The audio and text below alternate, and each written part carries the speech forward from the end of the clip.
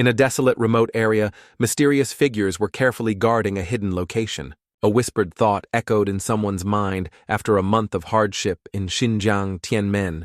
I finally have it in my hands with strange ancient characters. A young man with orange hair sat in a cave built like a bizarre warehouse, filled with hundreds of cluttered items and scrolls. He lowered his eyes to the old darkened paper in his hand, secretly confirming this is definitely the real thing. Nearly 600 years ago, the Sword Immortal left behind an ancient sword secret manual, the Divine Sword Secret Manual. The young man in black bowed, seemingly a spy from some organization here with a mysterious purpose. Now it seems the goal is almost complete. He suddenly pulled out a small bamboo tube capped at one end from his robe, thinking, I honestly want this, but it's meaningless to own it with a body whose dantian has been damaged like this. If other martial arts sects discover them, they will surely pay attention and plot to steal it. I must hide it before anyone comes here with that.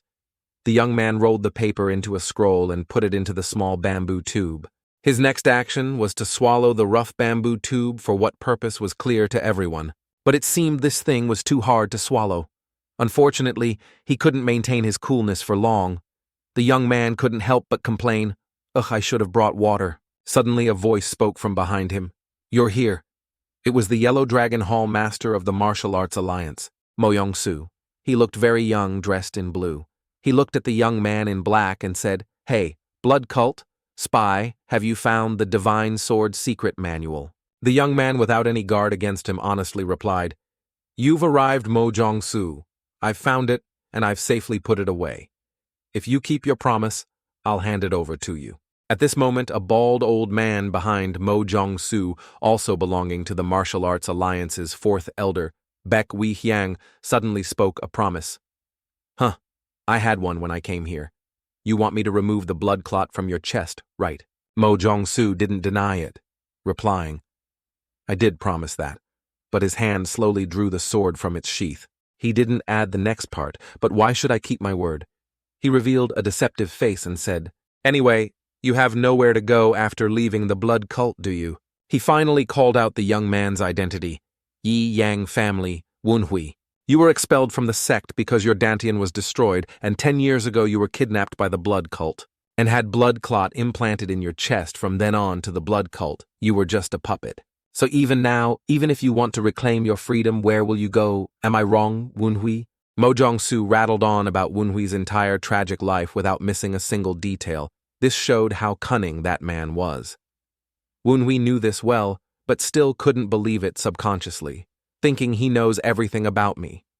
Then he blurted out, What do you gain by telling me this? Mo Jong-su pointed the sword at him, succinctly getting to the point quickly. Hand over the Divine Sword Secret Manual. If you obediently hand it over, I will consider removing the blood clot for you.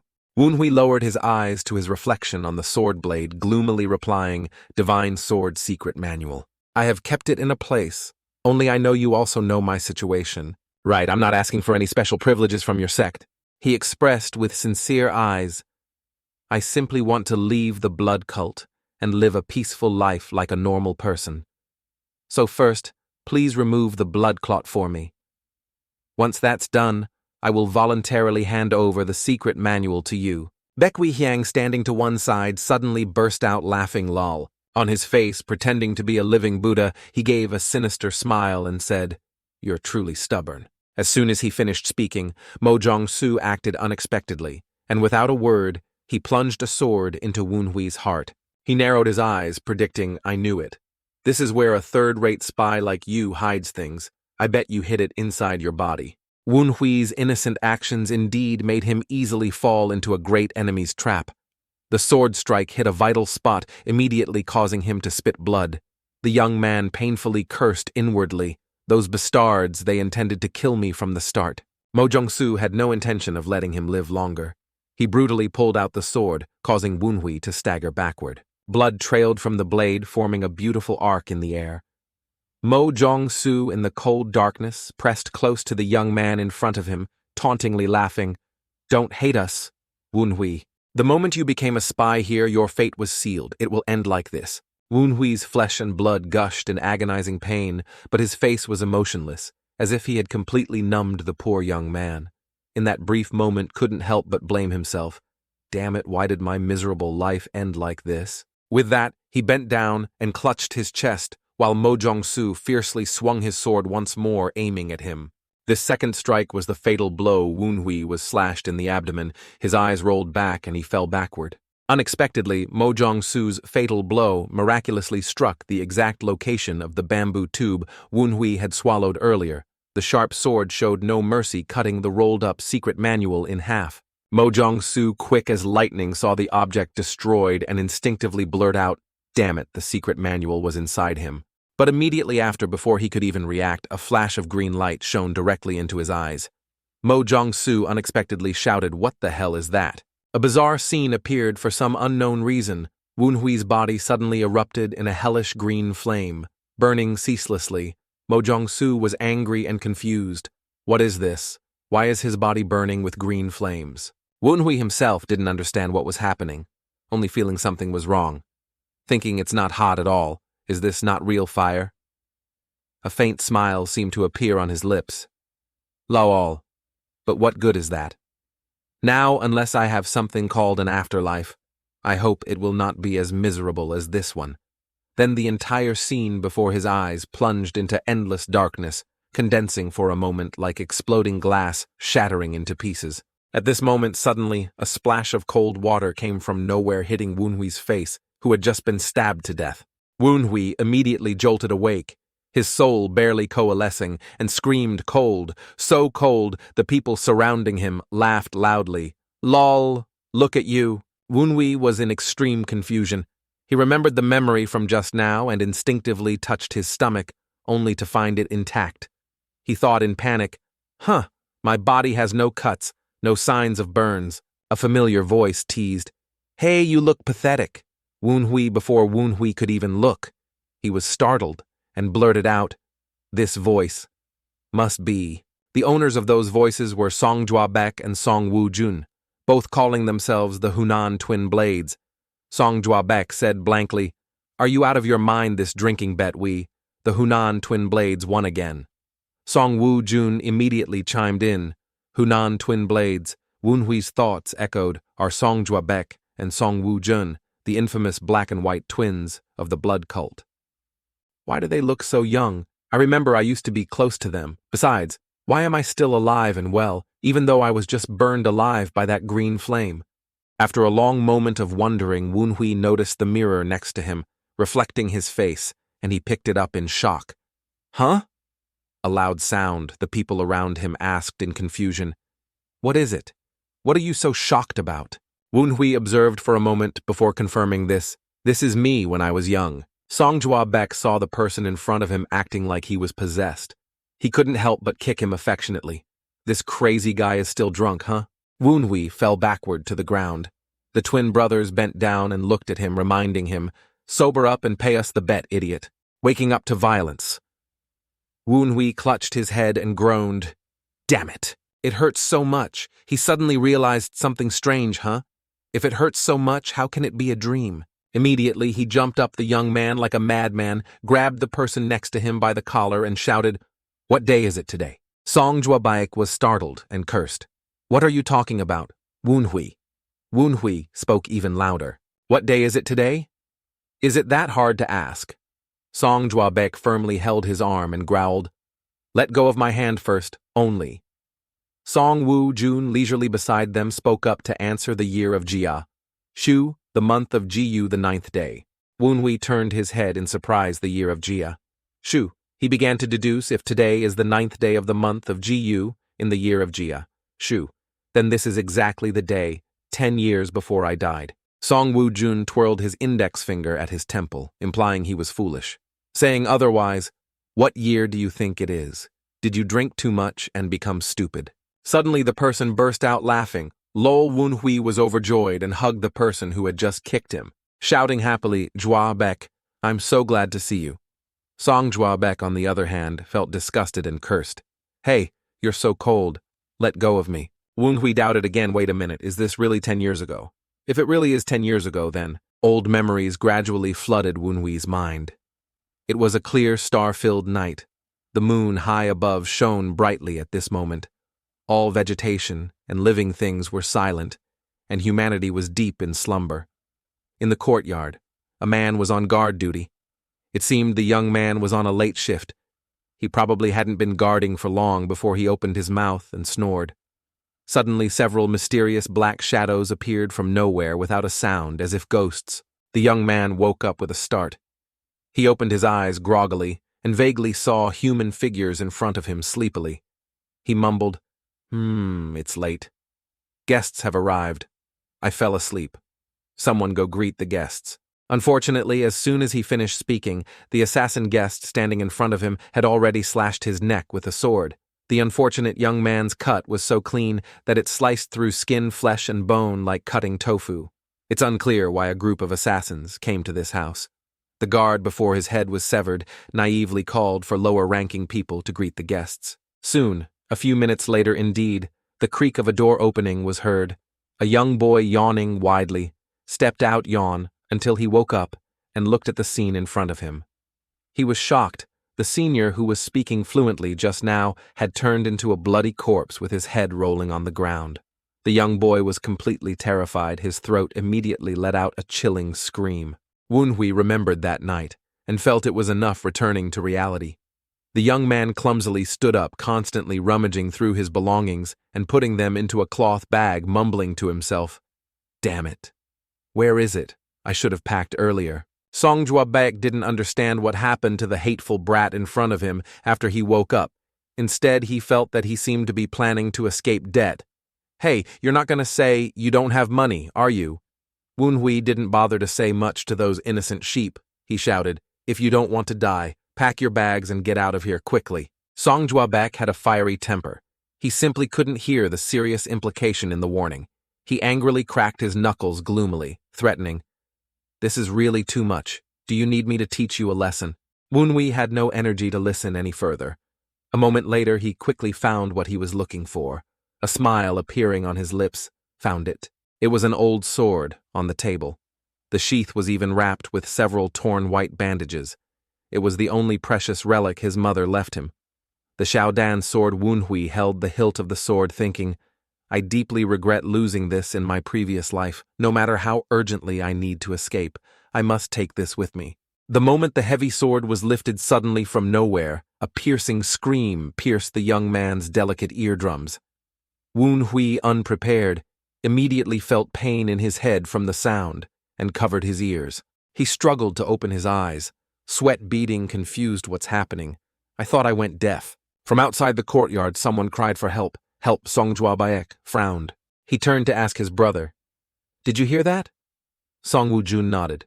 "Yeah, it seems to be coming from outside."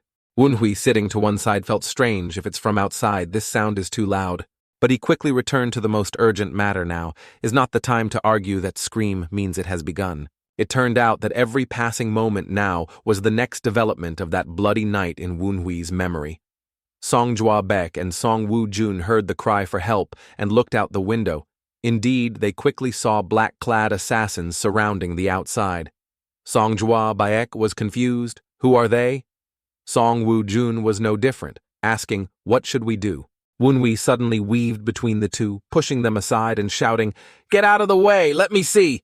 Through the small crack in the door, the young man tried to peer outside. The wailing of the person from earlier pitifully called out. It seems they quickly ascended to heaven. Wunhui, filled with hatred, grimaced and cursed those bastards of the blood cult. The 9th day of the month of Jiu in the year of Jiashu, that was the day the blood cult kidnapped me. Song Juabek looked down worriedly, asking, "Is it bandits?" Wunhui immediately replied, "No, they are the blood cult." He turned and walked away, advising the two, "There's not much time left. They'll be here soon if you want to live. Run away quickly." Song Juabek couldn't believe it and asked again, "Are they really the blood cult?" "I thought the blood cult was annihilated after being defeated by the martial arts alliance." Wunhui was now so urgent he wanted to grow wings and fly. The more he listened, the more annoyed he became, cursing, "Why don't you go directly in front of them and ask, are you the blood cult in his heart?" He couldn't help but say, "I have to run, you do whatever you want." Song Juabek turned to ask Song Wujun's opinion, "Should we run away now?" Song Wujun slowly hummed in response. Wunhui had already opened the door and stepped into the hallway. He looked left and right, starting to calculate. Now is not the time to worry about them. Didn't they all become martial arts masters after being kidnapped? All right, as long as I survive and escape this inn, that's all that matters. Suddenly, an unrelated image flashed across the scene. There weren't just 3 people, Woonhui and the 2 Song family members. There was also one more person. Woonhui suddenly remembered, letting out a soft, huh. The other person in his memory was a small man with a bandaged forehead who called him Young Master Woonhui, immediately blurted out. Now that I think about it, I just remembered there was one more person going back. 10 years, many things have long been covered in a thick layer of dust. Fortunately, Woonhui's memory isn't bad. He finally recognized the identity of the young boy, a song. He couldn't help but scold himself. Woonhui, you idiot, you came here with a song? He's the only one who always stood by me in Yi Yangzhao's family. I can't abandon someone I consider a brother. Woonhui darted like a bullet in a flash. He slammed open a song's door and shouted loudly, "A song, wake up." A song was suddenly woken up and immediately jumped up. Humph, I was sleeping. The boy clutched his chest and sighed, "Phew, young master, you startled me." Woonhui grabbed a song's hand and said, "Wake up quickly. We must escape from here immediately." A song was like someone fallen from the sky, not understanding what the hell was going on. He panicked and asked, "What's happening?" Young Master Woonhui hastily said, "I'll tell you after we escape from here. We are being attacked by the blood cult. They will soon enter the inn." A song repeated exactly like Song Jua Bek, the blood cult. But the blood cult was defeated by the martial arts alliance. Woonhui shouted, "Shut up.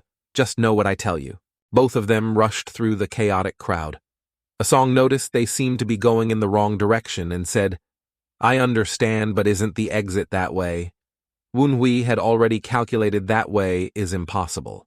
The entire town has been surrounded. If we go out, we will definitely be caught, a song said in fright. Really then, why don't we go back to the room and hide in the closet? Woonhui was exasperated. This kid, he irritably replied, that's a hiding place anyone can find. They didn't come here to steal property. They came to kidnap people like us. They will search every place people might hide. For example, a closet is a place anyone can hide. Or in large wine jars, they can find them immediately. A song felt that running away like this was no different from hiding, so he wondered, so we'll all be caught and killed anyway. Woonhui was furious and cursed. Don't talk nonsense. We have to hide in a place no one would think of hiding, a place where even if they thought of it, no one would actually hide there. The sound of the gate slamming open echoed in the silent night. They finally reached their destination. A song's voice was a little hesitant here. Is this the place young master mentioned? Woonhui calmly replied, yes, it's here, a place no one would ever expect someone to hide. A song stared silently at the small dark pit in front of him, suddenly feeling speechless. After a few seconds of stunned silence, the boy burst out, who would hide in an outdoor latrine? I can't do that, Woonhui, abandoning all dignity, retorted. Is this the time to question that? I'm letting you hide by yourself in a whole latrine. You can thank me later. I'll hide somewhere else with that. He quickly pushed. A song inside. A song felt sick to his stomach. He refused. If you think this is a good place, then you go in. Wait, don't push me. One matter was done. Woonhui closed the door from the outside. He continued to calculate. Even if it's the blood cult, they definitely won't search this place. I originally intended to hide here, but now there's no other way. I have to find another hiding place before the blood cult members come here. With that, the young man's eyes were immediately drawn to a horse stable behind him. He then mockingly uttered, "Oh ho ho, so it seems I'm not going to die so soon." After an unknown number of minutes, a horse suddenly ran out of the gate on the road outside. It was the same horse from earlier. Next to the stable, there was a large wooden barrel full of straw. Woonhui, it turned out, was hiding under the pile of straw. He lay on his back, one eye slightly open, thinking, hiding here isn't bad if they lose a horse. They'll surely look for the horse, not its grass, right? But if they're first-rate spies, they'll definitely sniff it out immediately to prevent that from happening. I must hold my weapon firmly. Finding himself in an urgent situation where he needed to hide, suddenly a noisy voice exclaimed from the straw, "Ah, so dirty, so dirty." The sword in Woonhui's hand trembled continuously. "This damn kid don't hold me with those wet hands." Woonhui was startled and looked down, asking in panic, What was that sound? The treacherous sword immediately cursed. "What do you think that sound was? I told you to wipe your hands, you damn brat. Do you not listen to me because I'm a short sword?" Woonhui was terrified by this scene. What is this? Is the sword also possessed? The sword quickly cursed back. What damn ghost possessed me? You mean my voice is due to demonic possession? I am the sword of dissipation, your mother's relic that you kept in your satchel. Having said that, it suddenly paused for a moment, then realizing something was amiss, it asked in surprise, "Really, you just replied to me, a human and a sword." With that, a ghostly white figure emerged from the miraculous short sword.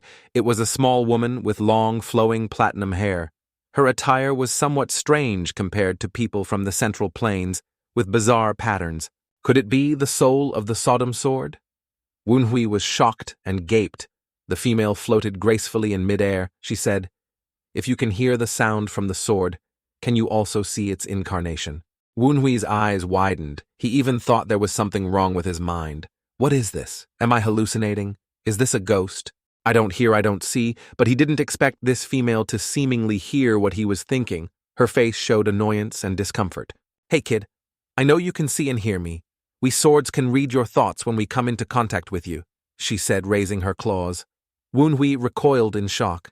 "Ah, I really can hear and see her." Suddenly footsteps sounded from afar. Both simultaneously looked in that direction. Woonhui spoke up to remind, wait, be quiet." Sodom wondered, what is it? Is it because of that man over there? It's okay.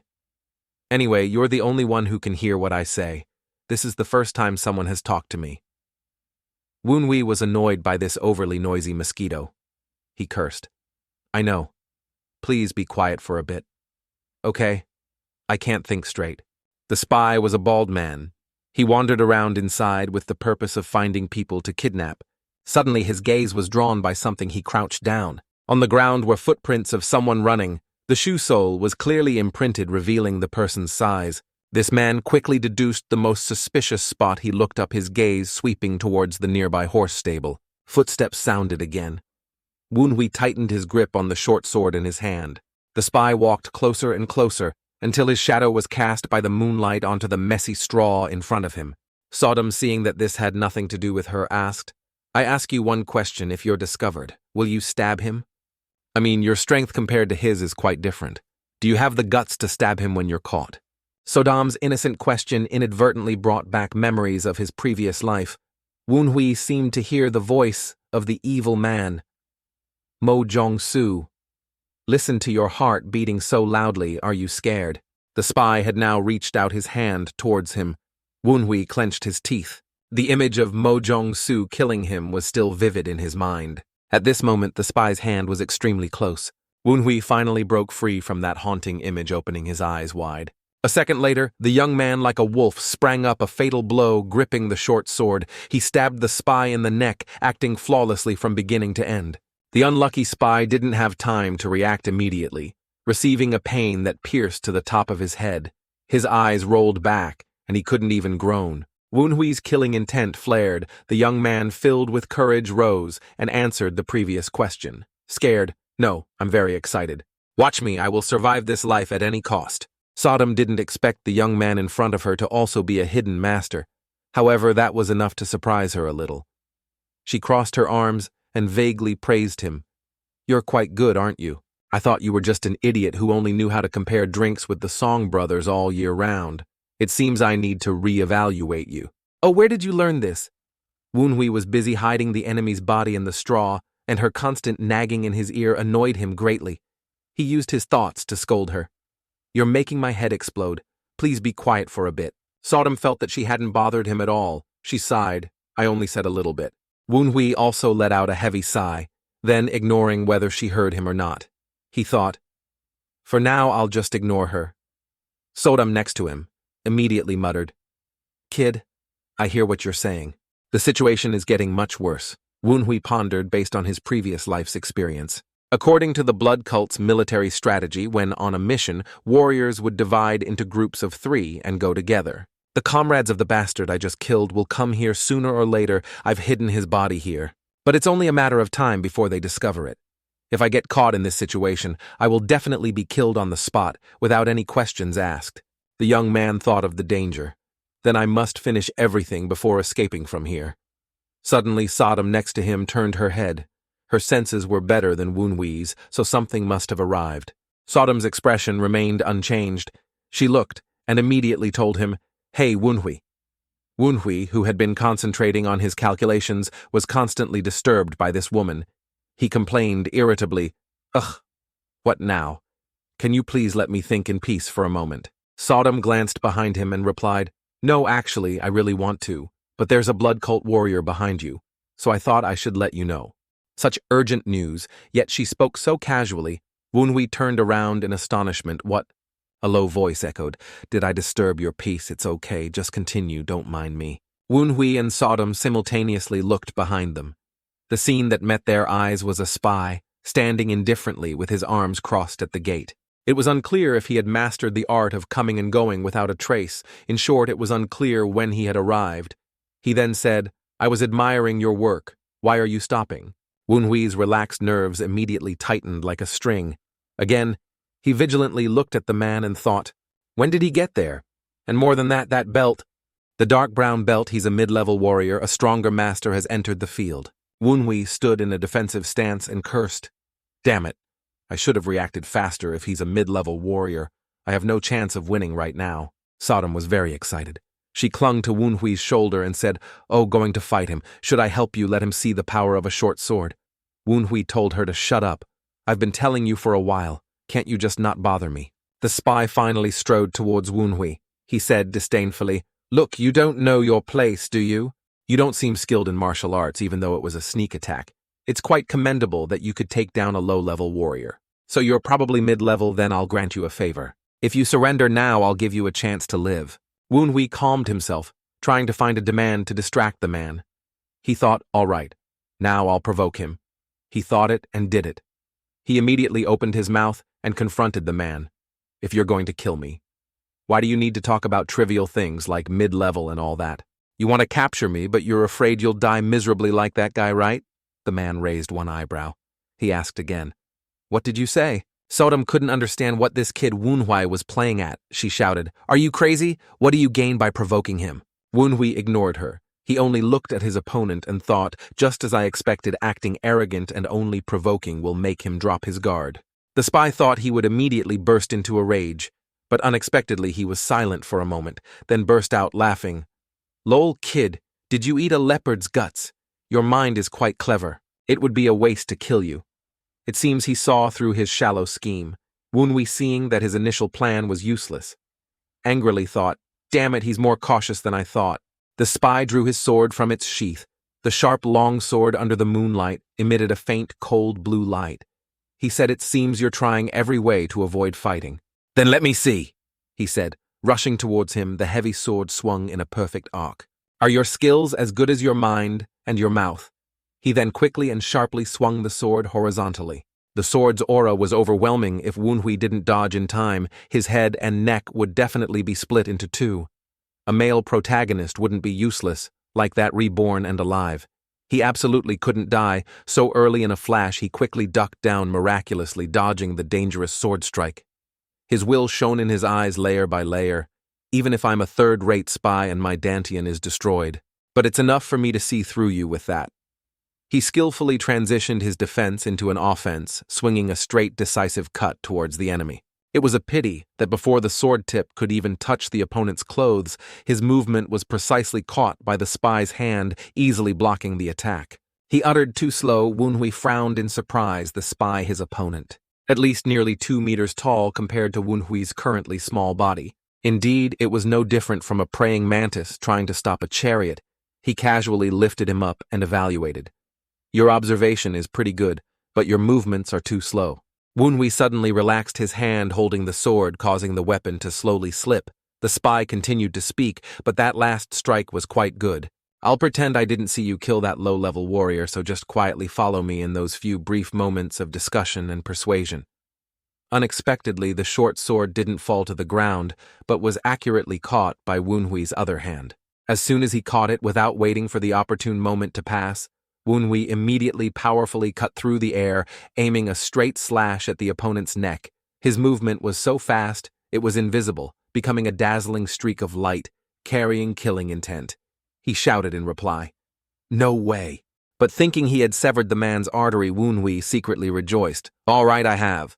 It turned out that because the opponent's movements were incredibly swift and formidable in a moment of carelessness, he still managed to dodge Woonhui's fatal blow. However, surviving didn't mean he was unharmed. The man was now utterly enraged and muttered, This brat, Woonhui exclaimed. No way. I unleashed a fatal blow, and he still dodged it. The previous sword swing unfortunately didn't kill him, but instead inadvertently injured his left eye on his face. Now was a hideous red wound. Even his mask was ripped open. He roared, You son of a beck! With that, he unleashed a direct kick to Woonhui's abdomen. That kick was so powerful that even a stone would crack upon impact, let alone a young boy like Woonhui, whose martial arts were unrefined and literary skills undeveloped. How could he withstand it? Woonhui groaned, his entire body flying back, no different from an abused puppy. Woonhui flew a long distance due to inertia, then slid a long way on the ground. The rustling dust split in two and flew into the air. He was thrown a considerable distance, even bouncing and rolling like a ball. The kick knocked the young man's soul out of him. However, he wouldn't allow himself to fall easily. Woonhui struggled to support himself and sat up, thinking I didn't expect him to be able to dodge my strike from that distance. Woonhui wiped the corner of his mouth and looked up. He once again gripped the short sword. Now I have no other choice but to stand up and fight him. Sodom flew a circle around his head, suggesting, Woonhui, let me help you. I'm telling you, without me, there's no way you can defeat him. Woonhui didn't believe her at this point. What else can you do? Sodom helplessly sighed. Oh my God. So you're going to be stubborn to the end. So what are you going to do now? Woonhui replied, I couldn't cut deep, but at least I made it difficult for his left eye to observe, so I'll aim for it. The spy's left eye was so severely injured that fresh blood flowed from the corner of his eye. He clutched his eye and cursed bitterly. Damn it, I tried to be gentle with you. But you're completely ungrateful. Are you so tired of living? I had intended to just warn you a little, and then take you to the blood cult, but I've changed my mind. I'll end you right here, right now. He roared, I'll cut you into 100 pieces. Then he concentrated his strength into his feet and launched a terrifying leap. His movements became like an arrow leaving a crossbow, rushing straight towards the small young man in the distance. Woonhui opened his eyes wide, watching the attacks created by his techniques reflected in his pupils. He uttered this. The spy had now completely transformed into a sword demon. Every slash he swung glowed with a faint, mystical red light. The sword strokes were sharp, agile, treacherous, and decisive. Striking out dozens of times, the scene was exactly like the thunder god unleashing lightning, as if he was willing to dance in the raging storm. Woonhui stood before the tempest, the overwhelming and unparalleled sword aura crashing down upon him. He could only use all his life force to defend against the deadly slashes that seemed to want to cut into him. His clothes ripped in several places because of them. This is the blood sword, the basic sword art of the blood cult. He said, he's too fast. I can't read his moves. Moreover, this bastard, he's trying to attack me with fatal blows. The spy continuously slashed forward without stopping. He wanted to create a rain of attacks. As he slashed, he roared, Do you know what you've done now, Woonhui? Now he's nothing more than a passive punching bag. This punching bag standing before such a deadly sword is likely to be torn apart. Sooner or later he struggled to resist, thinking, Is he really striking until I die? The spy's eyes turned white with rage. He said, It's too late to repent. Then his legs spread wide. The heavy sword in his hand retracted to gain momentum for a finishing strike. He roared, Your life ends here, kid. The internal force emanating from that technique was shockingly powerful. If Woonhui took this final blow, he would likely be flying to heaven in an instant. The moment of life and death was approaching. Woonhui didn't know how to cope. He gritted his teeth and thought, He's using every trick to finish me off. What should I do? Should I just close my eyes and charge at him? In this urgent situation, suddenly Tiny Sodom unexpectedly whispered in his ear, It's a frontal attack. As soon as she finished speaking, indeed, a frontal attack was launched. Woonhui, warned, quickly used his sword to block it, successfully defending against that fierce attack. The spy hadn't anticipated the carp suddenly turning into a dragon. He gasped in fright. He lost his soul. Although Woonhui managed to block the fatal blow, the power of that attack was truly immense and formidable. Thus Woonhui was also sent flying backward. The young man somersaulted a few times and then landed perfectly. Woonhui couldn't believe his luck. His expression was astonished, neither joy nor sorrow what I blocked his attack. Sodom was surprised that he could do it just by her speaking. She crossed her arms and praised him very good. You really blocked it. If I hadn't helped you, you would be dead. Woonhui suddenly asked. So that was your voice earlier, so you can see his attacks. Sodom retorted irritably. I told you I could see it. The swings of a third-rate swordsman like him are too easy to read. Then she felt her position was finally somewhat solidified. She patted his head. So what do you want now? Should I continue to be silent? Woonhui suppressed his pride and replied for his meager life. Sorry for ignoring you twice. Can you help me? Sodom heard that and stretched with great satisfaction. Of course, I've patiently waited so long I couldn't possibly turn a blind eye to a rare and hard-to-find creature that can talk to me after 47 years of searching. Damn it. Woonhui heard something strange. A rare and hard-to-find creature. With that, Sodom landed on Woonhui's shoulder. She sharply looked at the opponent and said, All right, if I read him for you, how will you deal with him? Woonhui replied, I'm thinking about it too, but with my current condition, it's hard to deal with him. He has seen me counterattack once, so he definitely won't attack me in close combat anymore. He will definitely try to maintain distance. Sodom seemed to understand her ally's plan, flowing smoothly. She continued anyway, as long as we make him lose patience eventually. Both spoke in unison. We'll have a chance. The spy was silent for a few seconds, looking at the unusual young man in front of him. He thought, can he block my final blow? How is that possible? Did he figure out my sword art? No, it must be pure luck. There's no way a third-rate like him could do that. With that, he once again charged forward, roaring, This time I will definitely kill you. Sodom was full of fighting spirit. She cracked her knuckles and smiled. All right, let's begin. First block his attack and prolong the time. Woonhui immediately nodded. I understand, I'm ready. You just need to tell me his sword moves. For the second time, the spy continued to unleash his old techniques, his sharp sword strokes unwavering, only growing stronger. But now, Woonhui, with the help of the Sodom sword, was no longer the same as yesterday, just as the long sword was about to strike his left shoulder. She shouted, Left shoulder. This time, it's a feint. Woonhui tried to coordinate perfectly when the second sword stroke came.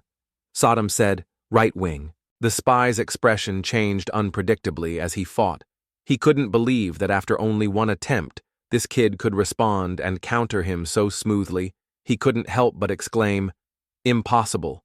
How can he block everything? With that, his left eye vision suddenly became problematic. He helplessly cursed, Damn it, blood. At that moment, Woonhui also seized the initiative and dodged past the spy. Sodom wisely advised if you hit his blind spot, he will lose patience.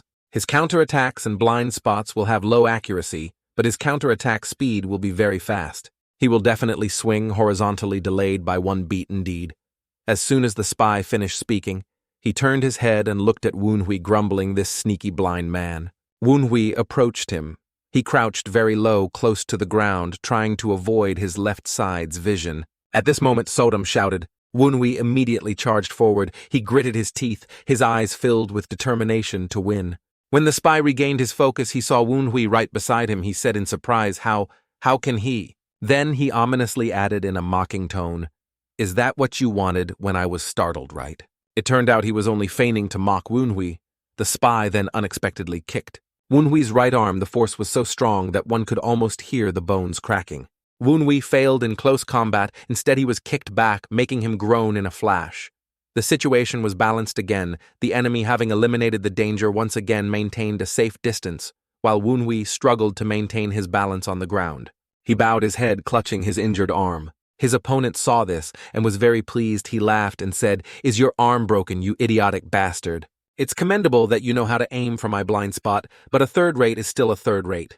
With that, he leaped into the air, full of killing intent, aiming at Woonhui, who was lying on the ground. Die, you son of a bitch. At that moment, suddenly the young man's injured hand clenched into a fist. Woonhui looked up. Now is the moment. The heavy sword quickly descended with majesty, the cold night wind accompanying the terrifying slash, truly chilling to the bone. However, at the crucial moment, Woonhui utilized both his spiritual and physical energy, his limbs flexible, turning his body like a whirlwind to dodge the young man's robe, fluttering. Woonhui miraculously and skillfully escaped death. From one surprise to another, the spy, caught off guard, exclaimed, What? Impossible with that. Wunhui turned the tables as planned, utilizing his spinning motion to create a beautiful, precise crescent sword strike that cut the enemy's throat at close range.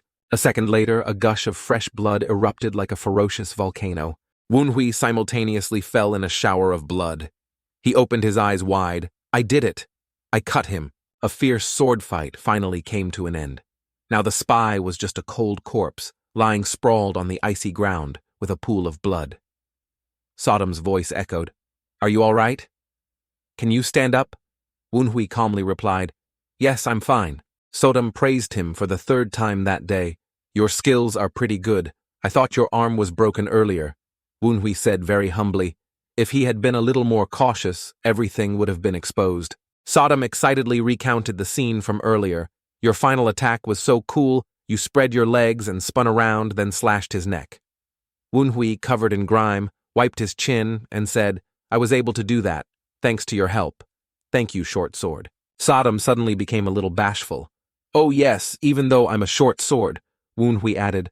Why are you suddenly sulking? Sodom crossed her arms and replied irritably, What are you talking about sulking? I was just a little surprised. If you're grateful to me, then please wipe the blood off the blade. Wunhui was a bit speechless. You're mad. You're clearly mad. Sodom put her hands on her hips and interrupted. Don't forget to wipe the sheath too. It's your mother's keepsake. You're too careless. Suddenly, after speaking, Sodom detected danger approaching. She screamed, Wunhui, duck down. It's a pity the warning was too late. Wunhui's senses weren't sharp. Suddenly, an immense force struck the back of his neck strong enough to make his eyes pop out. The sneak attacker raised his smoking fist into the air. Wunhui violently fell to one side, unable to stop coughing up blood. The world around him seemed to turn upside down. The next scene that appeared was a man with long, weathered hair standing there. He wore a dark blue belt and coldly looked at the young man who had fallen to the ground. He spoke in a deep voice. Ridiculous. I couldn't understand why those two hadn't returned, so I went to check, and yet, you two were killed by a snot-nosed kid. Wunhui was now lying slumped on the ground, blood continuously flowing from his mouth. How unlucky he had completely passed out. Yiyang Town Loyang, County Wunhuis. Yiyangzhao family, a voice, belonging to the person holding the stone tablet. Read each carved word. No mistake, this was Wunhui's name and identity. The subordinate looked up and reported to the long-haired leader with a mocking tone. Wunhui, this guy is a notorious playboy in Hunan. Then they all looked at a young boy, his hair disheveled, face bruised, tears and snot streaming down his cheeks, looking utterly disheveled. Someone disdainfully spoke of his nickname, Lu Yang, county's useless trash. He was regarded as discarded by his family after his Dantian was destroyed. He's also the son of a prominent family. Should we capture him and train him as a spy? Someone said this to the leader, but the leader, after hearing it, pondered without replying. After a moment of silence, he then turned and said in a low voice, No, there's no reason for us to nurture an idiot who doesn't even have a Dantian. He used a judgmental and condescending gaze on Wunhui. He won't be able to endure basic training and will die sooner or later. Furthermore, look at his condition. Even though he's the son of a prestigious family, he's so scared he's soiled himself. What do you intend to use him for? Wunhui looked up, his eyes filled with tears, his pupils glazed and lifeless.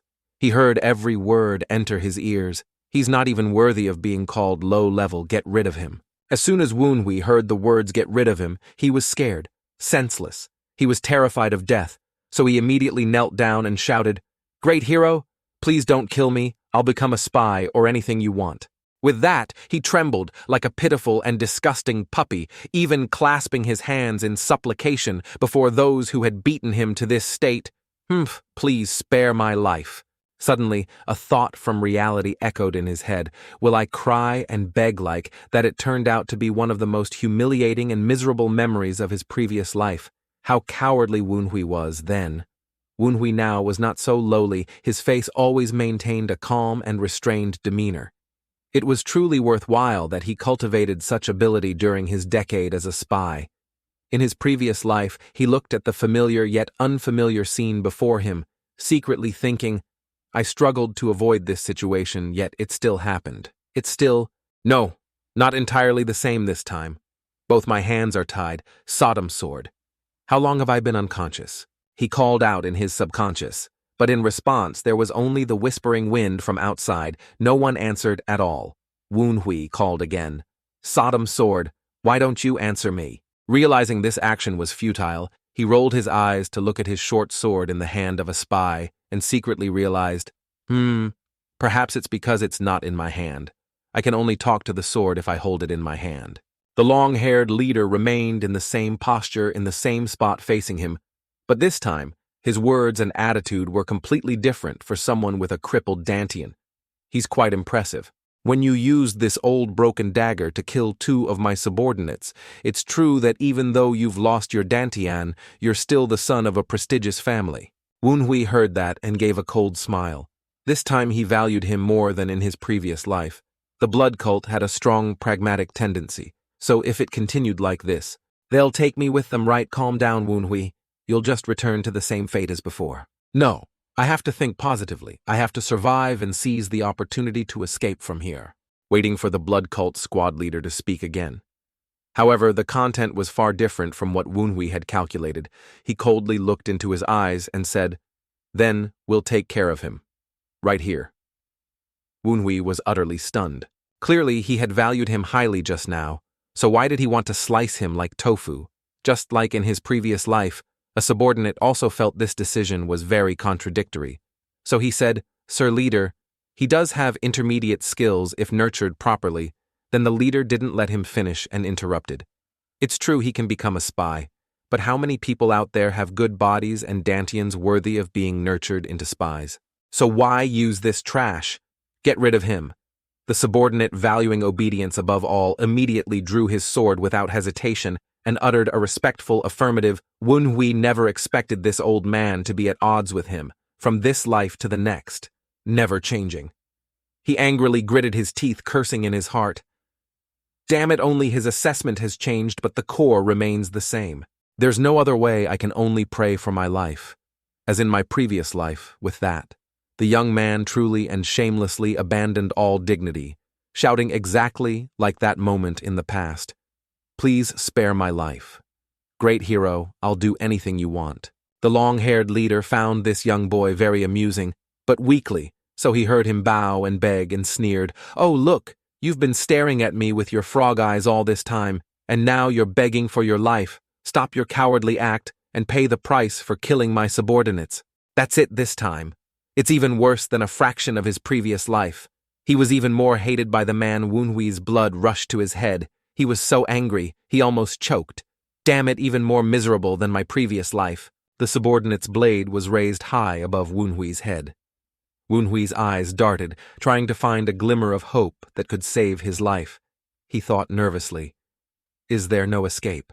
Think Woonhui, at least buy some time. I can't die earlier than my previous life." After being reborn in a dire situation, suddenly a chilling laughter full of malice rang out, breaking the atmosphere. The person laughed heartily, causing Woonhui to turn back in confusion. The madman laughing hysterically. It was unclear if he had a preference for crying at comedies and laughing at tragedies. In short, after he was satisfied, he suddenly spoke loudly. "The sight of you struggling for life is truly impressive. Why don't you kneel and beg like a dog again?" It turned out his taste was so twisted, he liked to see others bow and beg for their lives. But at this moment, Woonhui had no time to judge him. What caught his eye was something else. His mind subconsciously blurted out that sword. The man continued to ramble. "I guess that's it. I'll use you as my pet dog." Woonhui basically didn't care if he was about to become a guard dog or a meat dog. He only thought about the sword hanging at his hip and secretly said, "I think I've seen it before." The sword had a white leather accessory on its hilt. If I remember correctly, it must be that person. As soon as he confirmed it, Woonhui immediately wished he could firmly grasp the opportune moment, put it in his mouth, and swallow it.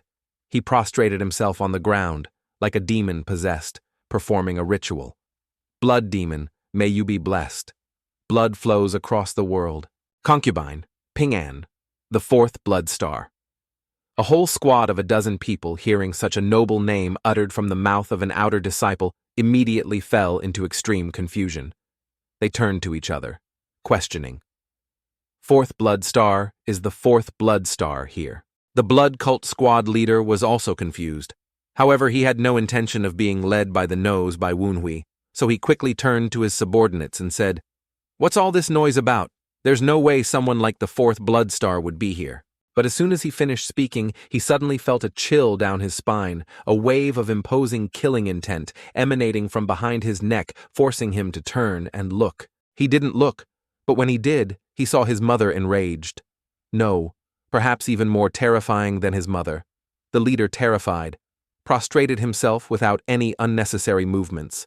Very reverently, his mouth shouting loudly, "Greetings, fourth blood star." Woonhui secretly cast his gaze at one of the great figures of the martial arts world, and inwardly narrated the blood cult under the management of a leader includes the 4 venerables and 7 blood stars. I never saw their faces in my previous life, but I heard rumors about the blood stars, disguising themselves as low-level swordsmen and infiltrating to monitor subordinates.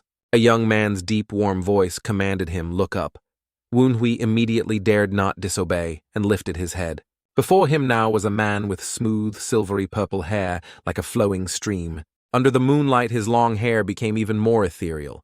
His facial features were clearly indiscernible due to the mask covering half of his face. However, through his long, elegant eyes and handsome sword-like eyebrows, one could guess he was very good-looking at this moment. The fourth blood star lowered his impenetrable gaze onto Woonhui. He spoke interesting. "No one has ever discovered my identity. When I was undercover, this is Du Jang Ho, the fourth blood star of the blood cult." He asked, "How did you recognize me, even though you're not a member of the blood cult?" Woonhui frankly replied that sword Du Jang Ho repeated puzzled the sword. Woonhui continued to explain thanks to the leather accessories around the hilt. "This lowly one knows that it was made to commemorate your beloved horse, Bai Chuang." Du Jang Ho heard that and laughed mockingly. He chuckled softly. Then he even sat down facing him and began to discuss, "Your eyes are quite sharp. By the way, how did someone not from the blood cult know this?" Woonhui's expression didn't change. To maintain a firm demeanor, he secretly assessed the situation. Is he suspicious? It would be strange if he weren't suspicious in this situation. But in my previous life, I was hidden in a notorious sect as a blood cult spy for 7 years. I've experienced this dozens, hundreds of times. From that, it's clear our protagonist possesses an excellent skill acquired from his previous life, that is speaking lies boldly without blinking. The young man suddenly sat up straight, changing his demeanor. 360 degrees. He used a sincere gaze and began to tell a story that seemed unbelievable, but was incredibly true. Actually, it's because this lowly one has blood cult lineage. He said this outwardly, but inwardly, he thought I can be confident in my cunning. The leader thought he misheard. He snapped his head around and shouted, "What?" The others also couldn't help but be full of doubt. They questioned each other. Yi Yang So family has blood cult lineage, but how? Among the countless people there, only Du Jang Ho remained unmoved. Instead, he just stared at the boy thoughtfully. Woonhui seized the opportunity to strike while the iron was hot, continuing to fabricate a story based on some illusory details combined with real information. This lowly one's maternal grandfather, he participated in battles as a low-level warrior of the Blood Wolf Grand. After being severely injured, he left the battlefield, then he wandered seeking a home with his only bloodline, which is this lowly one's mother. And so, my maternal grandfather settled in Luoyang County.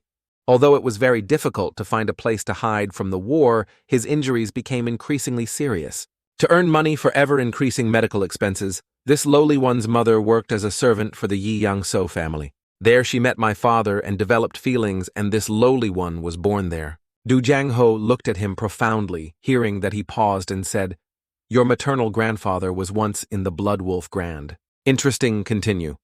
Woonhui didn't expect this guy to be harder to fool than he thought, so he couldn't help but grumble, "Tisk, is that not enough?" But then the young man continued his smooth story, as if it had been prepared long ago. Since childhood, this lowly one was diligently trained by his maternal grandfather. Every time this lowly one complained about the hardship of training from a young age, he would mention the Blood Wolf Lord No Joman and his son No Sung-gu. Lord No's son had completed all of the Blood Wolf's training when he was your age, he would tell this lowly one. The subordinates heard the 2 most powerful names in the organization and timidly whispered, "No Joman and No Sung-gu. How does he know the names of the former Blood Wolf Lord and the current Blood Wolf Lord?" Woonhui continued to focus on his part of the story every day, This lowly one's maternal grandfather would say that one day the blood cult would reclaim its bloodline. Even 5 years ago when he died, he spoke of the blood cult. Du Yang-ho listened very attentively, from beginning to end. At this moment, he subtly hummed softly. Then he rested his chin on his hand and thought, so that's how it is. If that's the case, then it's understandable that someone with a crippled dantian like you could kill 2 members of the blood cult. But, as Do Yang-ho was about to continue, suddenly the rude leader interrupted, LOL, don't make me laugh. Then he angrily turned and pointed directly at Woon-hui, shouting, Your Excellency Bloodstar, don't listen to that brat. The subordinate doesn't know where he heard that, but the Blood Wolf Grand Sect has 5 leaders. Du Yang-ho's extremely low voice, gentle but powerful, cut off the arrogant and stormy words. The leader immediately froze. Du Yang-ho, without knowing when, had turned and given him a very friendly, deeply affectionate look. Specifically, if he dared to utter another word, he would immediately be sent on his way by the 4th Blood Star himself. Du Yang-ho then spoke concisely. Who gave you permission to interfere in my affairs? It seems that if you're a demonic leader like you can interfere in my Blood Star affairs, right? He only said that much. The leader immediately trembled and prostrated himself earnestly, saying, Please forgive me. I beg your indulgence. Woon-hui witnessed such power, he couldn't help but marvel. He makes a leader cower before his gaze. And a few words, this is the authority of a Blood Star. After disciplining his subordinates, Du Yang-ho turned back to him. He said, Sorry for the interruption. But there's something very strange, I think. Although your legitimate self-defense caused losses to the blood cult, why didn't you reveal your lineage to the 5 leaders, but instead begged for your life?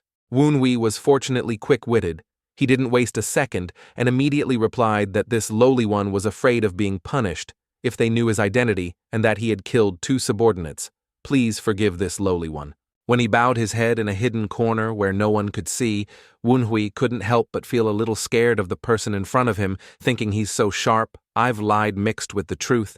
But he still wasn't swayed and even focused on the unusual point. Suddenly Du Yang-ho slowly stood up, then he laughed loudly again behind him. None of the subordinates dared to look up. Du Yang-ho closed his eyes, rubbing his chin, and said, It seems I joked a bit too much, all right, let's consider it so. If your maternal grandfather was a former member of the blood cult, then you should also be considered our brother, right? Woon-hui saw his expression and couldn't help but secretly sigh in relief. It seems this side job is still quite sharp. He thought, I'm just worried about any oversight. Du Yang-ho then said, I almost lost a valuable successor to the Orthodox faction, so I will allow you to join the blood cult, considering it as continuing your maternal grandfather's legacy. How does that sound? Woon-hui, in a moment of extreme danger, had his small life preserved at this moment. The only door of opportunity to live had opened. Why not step in?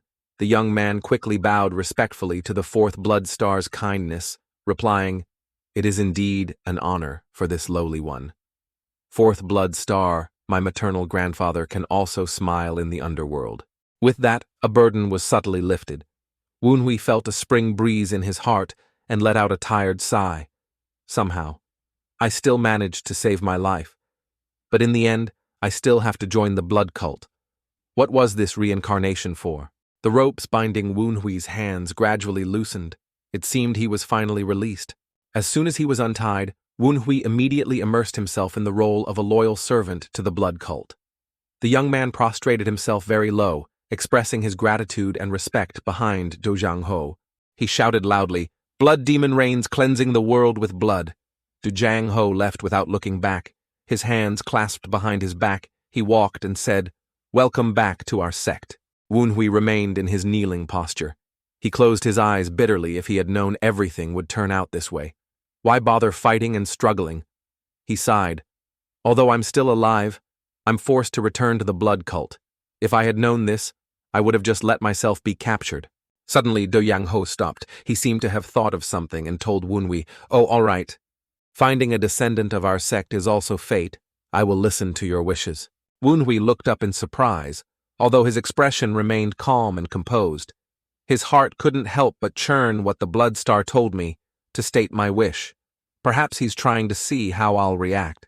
Since he didn't know his intention, he probably had to make a reasonable request, so he spoke up and replied, If so, then I want to retrieve the short sword, my mother's keepsake.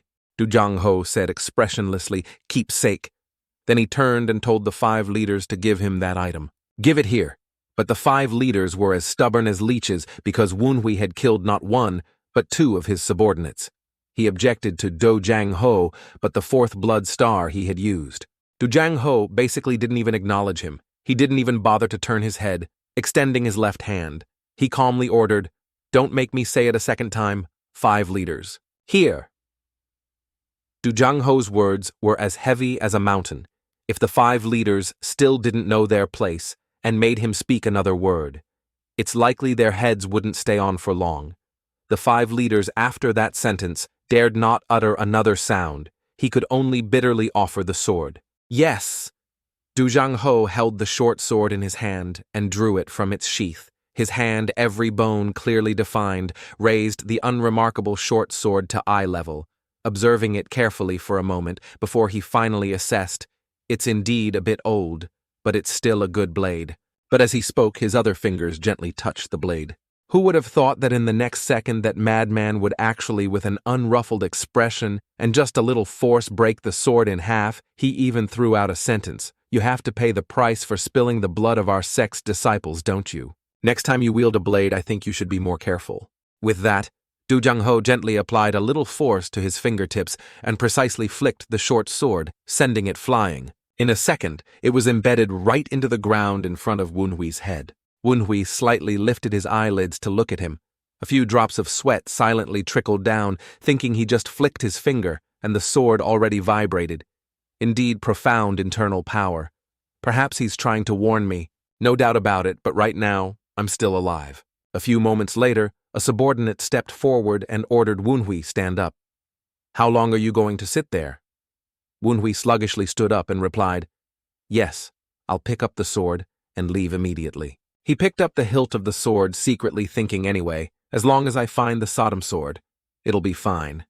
"Sodom, are you okay?" He didn't hold it. But as soon as he did, an ear-splitting, mind-numbing shriek erupted. Sodom indeed reappeared, but this time she looked a little different. Her long hair somehow looked as if someone had cut off more than half of it.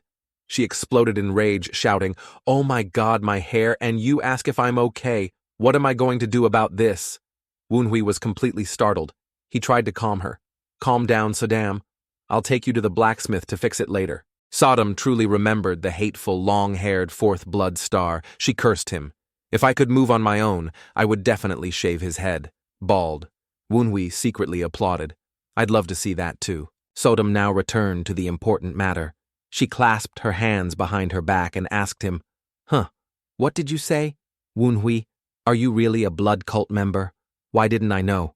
Woonhui looked at her and replied ambiguously, "That's not a lie, but it's not the truth either." Sodom didn't understand anything and asked again, "What nonsense are you talking about now?"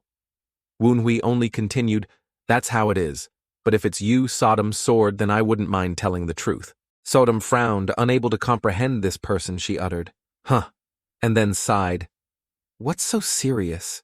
Woonhui looked at her profoundly and said, "If I told you I came from 10 years in the future, would you believe me?" Sodom heard that and immediately felt this young man was an escaped mental patient.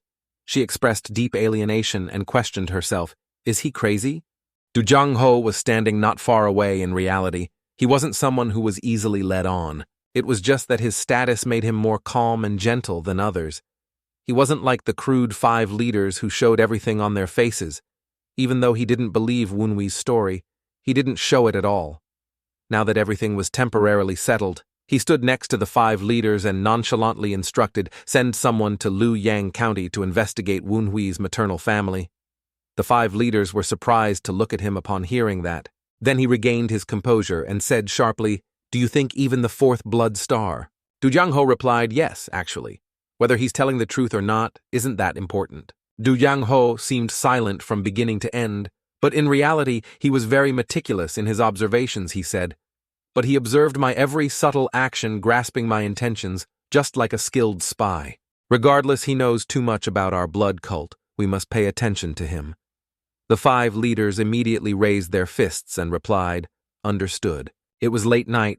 The moon was high overhead, probably already the 3rd watch. In a flat area there were many horse carriages, parked each carrying a large wooden box at this moment. Sodom's familiar voice rang out. Let me summarize what I understand. You lived as an internal spy in the blood cult for 10 years after being unjustly killed. You were reborn and are here now, right? You returned 10 years before you died, then I can talk to you, right? It turned out they were in one of the many horse-drawn carriages parked outside. These wooden crates were where dozens of kidnapped teenagers were imprisoned and brought to the blood cult to be trained as their forces. Sodom, she bent down and began to look at Woonhui with different eyes. She crossed her arms and said, No wonder I see you're not as foolish as the Woonhui I know, but he's really a blood cult member. Woonhui heard the key points in her words and was a bit speechless. He frowned and said, You think I'm foolish? Sodom didn't answer, but moved on to another topic anyway. You're really unlucky. You've struggled so much. You had 10 years, but you're kidnapped by the blood cult again. If you had just abandoned a song from the beginning, wouldn't it have been over? Woonhui heard that and immediately cut her off. No way. The only person who treated him like a human was him. Moreover, in his previous life, a song sacrificed his life to protect me. That was a debt of gratitude in my heart, when I was in the blood cult. Finally, today I have repaid it. Everything has passed now. I should think about my next life. Sodom fell into contemplation, looking at him. After a moment she said, You'll be tricked again like 10 years ago. Woonhui raised an eyebrow in confusion. Tricked? Sodom called out to him. Hey, Woonhui, information is a weapon. You hold the best weapon as an internal spy. You must know this. You already know all the unfortunate events you're going to encounter so you can avoid them, or conversely, you can turn them into good things. Isn't that right? Woonhui listened to her rambling and suddenly felt she made sense. He looked up. That's right. Why am I always worried about finding a way to continue living when I hold information from 10 years ago? Then he suddenly spoke. Just as you said, if I have the chance, I will definitely make good use of it. Sodom praised, Well, you can't just live like that. However, Woonhui had accidentally blurted out something earlier, so Sodom quickly reminded him, You should control your voice. You idiot. Woonhui was confused. Do others still hear me when I talk to myself? Then he explained, That's when I got too excited. Yes, there are still many opportunities ahead. Perhaps I can even learn martial arts. Sodom heard that, and was surprised learning martial arts. How can a person with a crippled dantian like you learn? Woonhui rested his chin on his hand and replied, No, it's not entirely accurate information. And even if it's true, it's something for later, so let's temporarily ignore it for now. Sodom glanced at him and cursed. What the hell, so boring. Then she said again, I mean, if you can maintain your internal energy, then I'll teach you martial arts. Woonhui asked with a touch of surprise, You'll teach me martial arts? Sodom nodded excitedly.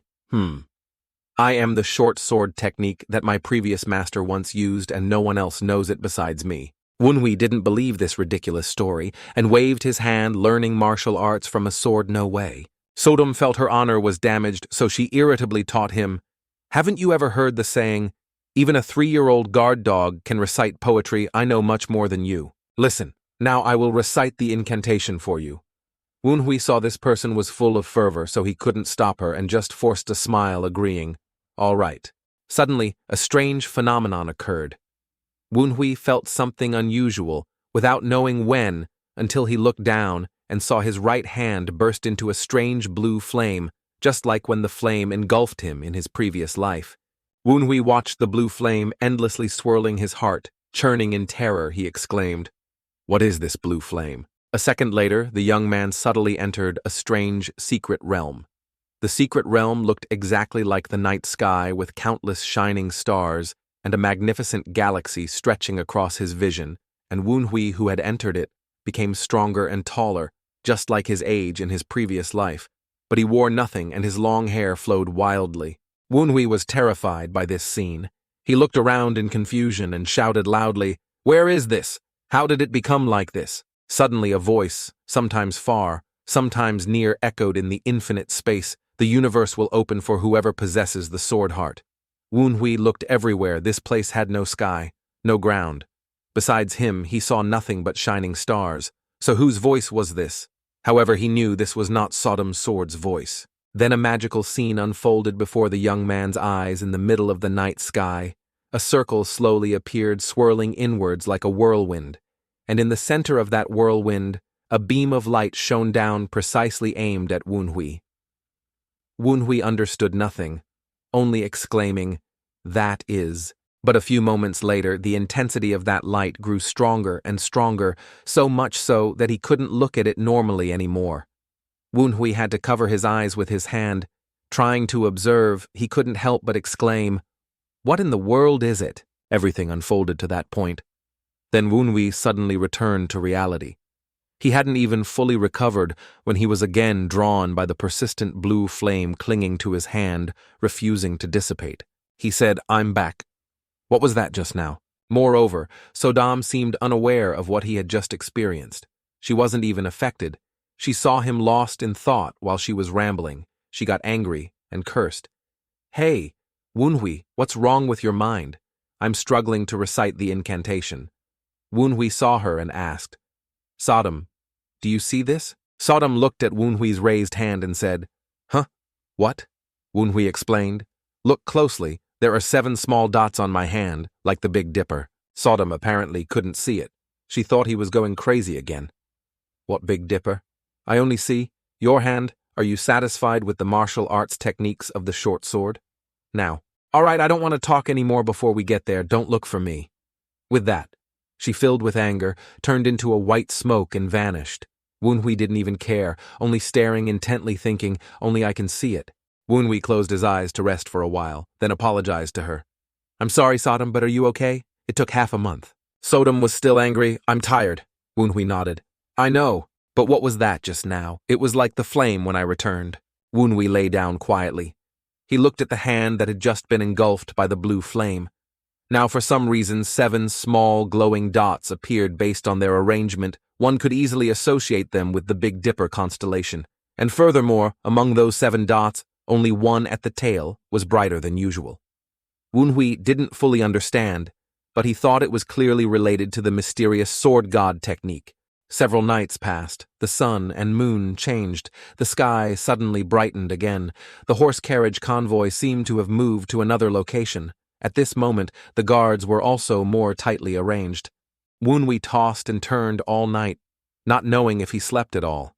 As soon as he opened his eyes, he remembered what happened the day before and raised his hand to observe. Unfortunately, the Big Dipper was no longer visible. He thought, it's not appearing anymore. What do I need to do for it to appear? Suddenly, the sensation of movement in the carriage compartment stopped, abruptly causing a small jolt. Woonhui gently closed his 5 fingers and secretly said the carriage stopped. With that, a rude opening of the door echoed sunlight from outside streamed into the dark carriage compartment. A blood cult member stood there and spoke inside in a stern tone. "Get up quickly. Are you still going to lie around there? Get out quickly, and anyone who tries anything will be killed immediately." Woonhui followed the line of people stepping out of the horse carriage as the young man poked his head out. The dazzling sun from above shone down, forcing him to raise his hand to block it. It seemed that after several days of non-stop travel, they had brought everyone to a completely isolated and distant place surrounded by mountains. The vast land was unavoidable, oppressive. The urging continued to echo, "Hurry up, hurry, gather at the front." Sodam was woken up by the arrogant and noisy sounds of the blood cult members. She reappeared, yawning widely. "Too noisy. Where is this?" Woonhui replied. "Green, Blood Valley, one of the blood cult's bases. And it's also where they train kidnapped children from all over into blood cult warriors." Sodam utterly hated this inhumane organization. She cursed, "Training my ass," so they were all kidnapped. Woonhui nodded, then pointed her to a man standing in the distance and introduced. "And the one standing there is one of the trainers at Green Blood Valley, the tyrannical commander Gu Sang Wung." Suddenly, someone stepped forward and called, "Woonhui, hey you donkey from Luoyang City." That person spoke impolitely. That wasn't enough. After speaking, he even nudged Woonhui's shoulder. Truly an effective provocative strategy. Woonhui, distracted, unconsciously asked who. It turned out to be the Song twins. The one who nudged his shoulder was none other than the hateful Song Jua Baek. This guy wouldn't be able to eat or sleep if he didn't mock Woonhui. He now looked at him scornfully and said, "You seem to know everything that's about to happen, but you still got caught." Woonhui looked at them in surprise and exclaimed, "Jua Baek, Wu Jun." Woonhui clutched his injured arm that Song Jua Baek had just nudged. He looked at them deeply and replied, "I didn't see you guys." so I thought you had escaped. He said this outwardly, but inwardly, he couldn't help but think, so you two will be the black and white twin demons. Song Juabaek casually said, luckily I met an acquaintance. As he finished speaking, he suddenly noticed something unusual. He leaped forward in a flash, getting close to him and shouting, Wait, why aren't you tied up? Wunhui avoided him. He turned away, not looking him in the eye, and casually replied, it's a long story.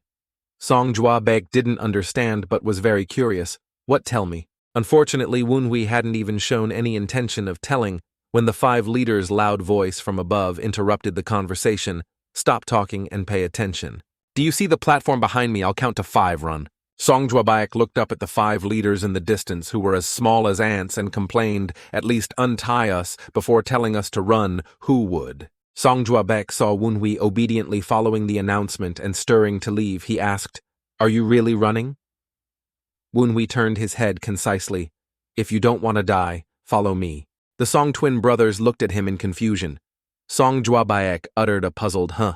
Who would have thought that this Luoyang city donkey would actually, after speaking, turn on all his firepower and run away, completely escaping the mundane, unburdened by worldly dust, abandoning his 2 compatriots behind? Song Juabaek gaped and shouted loudly, Wunhui, what do you mean? Seriously. At least explain. Among all the young lambs, only Wunhui was the reincarnated senior from the previous life, aware of the situation and acting accordingly. The 5 leaders now seemed to have counted to 5. He suddenly stopped speaking, suddenly looked into the distance, and then made a gesture of sweeping his hand across his neck. That was a silent signal. Unfortunately, it was a clear signal that no one paid attention to a group of young lambs, including Song Juabaek and Song Wu. Jun stood there looking around. No one noticed a killer slowly drawing his sword from behind them. Song Juabaek turned to Song Wu Jun and said, damn it, I don't know what's happening, but let's just run. Song Wu Jun nodded. Yeah, that's right. As soon as he finished speaking, the merciless blades began to slash down. Blood splattered. Everyone immediately paid attention to that terrifying movement, especially the fair-skinned, pink-lipped young woman standing next to the victim who was slashed in her eyes. The brutal, deadly image was reflected at close range. She couldn't help but scream. The scene that followed, goes without saying, was a chaotic panic, even more so than seeing a disturbed beehive. Everyone ran in disarray, as if possessed by demons. Anyone unlucky enough not to run in time would be immediately cut down. The 2 twin brothers unexpectedly realized this was why Wunhui ran away so quickly. Both ran like mad. Song Wu Jun ran while observing. He shouted, brother, behind you. Song Juabaek cursed angrily. What the hell? Once again, everything happened just as he said. The 2 quickly flew onto the high platform, then simultaneously panted. Song Juabaek said disbelievingly, Bao TF Song. Wu Jun, we should do what Wunhui did. I don't know what's going on, but if we just imitate him, we'll be fine. Song. Wu Jun obeyed. Okay, I'll imitate him. Gusong Wung and his subordinates looked down from above at those who escaped onto the platform. He said, not clearly looking at anyone, I've never seen this before. A child who knows what to do without being told, the pink-haired subordinate replied. I think that's the child Captain Wu mentioned, sir. Gusong Wung agreed. That's right. He claims to be a descendant of the sect. Sodom beside Wunhui couldn't help but exclaim, you know what to do without waiting for orders. You really are a blood cult member, aren't you? Wunhui calmly replied, at least I have to do this to avoid suspicion after claiming to be a descendant. Moreover, if I don't do this, they'll yell and make an example of someone. Sodom stretched bored sounds. Tiring. After a small massacre, but with everyone in a state of tension and fear, Gu Sang Wung now shouted to the crowd that managed to escape below attention here. Be happy, for you have been chosen. The will of the great blood demon will lead you to glory with the blood cult. Except for Wunhui and the Song brothers, it seemed all the unfortunate children here didn't know who kidnapped them or why they were kidnapped. When they heard the terrifying name in the martial arts world spoken by Gu Sang Wung, everyone shouted in confusion, blood cult. This is the blood cult. A young man angrily cursed, don't spout such nonsense. How can killing and kidnapping be about choosing people? Sodom shaded her eyes with her hand, also wondering, he's right. But is it okay to say that Wunhui, understanding the situation, replied profoundly, of course he will be made an example of. Sodom asked again. What do you mean by being made an example of Wu Hui just said exactly? Perhaps you didn't see it because we ran towards that young man. He continued to question, unaware that a merciless blade was approaching once the martial arts world discovers you. Before he could finish, the blade cleaved his head, and in just a brief second, he was sent to heaven. Wu Hui's thoughts continued to answer Sodom, but the weak can die at any time in the blood cult. Sodom? Her eyes widened, couldn't help but admire the iron-blooded flow within this organization. They did all sorts of troublesome things just to kill them so cruel. Wu Hui was too used to this, he said expressionlessly. They force us to be loyal to them through fear. It's quite effective. Wu Hui was not wrong. Indeed, the scene just now was very effective. Soon, there was no more babbling around. It was so quiet that one could almost hear the flapping of flies and mosquitoes. The killer standing among the crowd coldly warned, "Keep babbling if you want to end up like him." Little Sodom, though not afraid, couldn't help but be horrified. She said, "It's terrible.